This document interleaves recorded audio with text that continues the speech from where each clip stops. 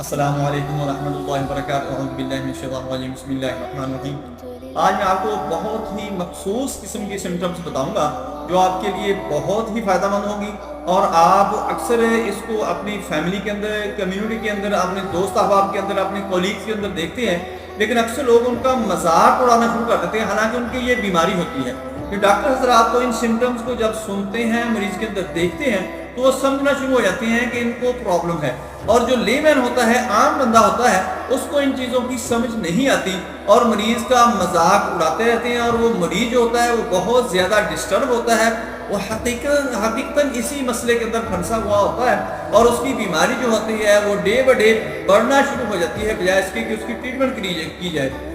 جب بھی وہ کسی سے بات کرتا ہے یا اپنی فیلنگ دیتا ہے، تو اس کی فیلنگوں کو سننے کے بجائے اس کا مذاق جب اڑانا شروع کر دیتے ہیں، تو اس کی ٹریٹمنٹ تو ہوتی ہی نہیں ہے، اس کی